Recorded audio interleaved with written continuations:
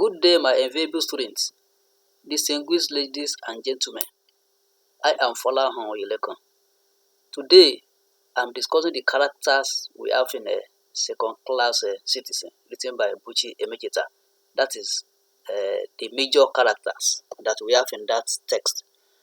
Now, before we discuss any character, we have to consider three major points. If you have to discuss any character, the first thing is the authorial comment about that character, that is, what the author says about that character. The second one is what other characters are saying in that text about that character. While the third point is what you feel as a person when you read the text, what you feel about that character. Those are the three things you consider when you want to write about any character. And also, let's say you write that a character, maybe a character is hardworking. You have to cite instances from that text that prove that that particular character is hardworking. So let's go ahead. Characterization. The first character we are discussing here is Ada. We know that Ada is the heroine of that text. Everything that happens in that text surrounds Ada. Is the arrowhead of every event in that text. So Ada is the heroine of this novel. She's an Igbo girl of Ibusa origin, but was born and bred in Lagos. She came to the world when her parents were expecting a male child, hence her date of birth was insignificant to them. Her father died when she was 9 years old and lost her mother while giving birth to Titi, her firstborn. Ada is determined. This is seen in her determination to be educated at all costs in the novel. She sneaks out of the house to the school before she is later enrolled in the school. Also, to continue her secondary education, she hides her cousin's money, that is 2 shillings, to pay school fees. Ada endures all the punishment from her cousin because of this. That's because of her determination. Now, this is what I said the other time, that when you say that a character is this, you need to cite instances from the text to prove it.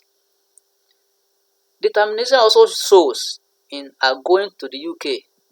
She has had it at the back of her mind since her tender age that Lawyer Nwese was welcome from the UK. Ada is also a hardworking and diligent character. This is seen in her when in Nigeria and the UK. From the time she is young, after her school years, and when in the UK. When Francis, her husband, does not do anything, Ada has her own work and takes care of the family. She is also a loving character. Ada is well loved in her place of work in the UK by her co-workers. This is a result of her being lively, even when her home is not settled. She always shows love to them all. The next character there is Francis. He is also an Igbo man and the husband of Ada. He is studying to be an accountant. Ada resolves to marry Francis when planning to go for a degree, for her to have a peaceful home. He was a poor man and he met Ada as he could not afford the £500 bride price requested by Ada's family. He was so poor when he met Ada that he couldn't afford the £500 that he's supposed to pay for the bride price. Francis is a typical Igbo man as seen in her behaviors at home and in the UK. He is of the belief that it is the wife that should work. This is why he studies in the UK and Ada, his wife, is responsible for the upkeep of the house. He is also seen as a wicked man, considering the way he treats Ada, especially in the UK. He destroys her property and nearly kills her. The way he denies ever marrying Ada and saying that the children should be sent for adoption are acts of wickedness. He's a very wicked man and selfish at the same time. Boy is Ada's junior brother. He's more valued than Ada in the family because he's a male child.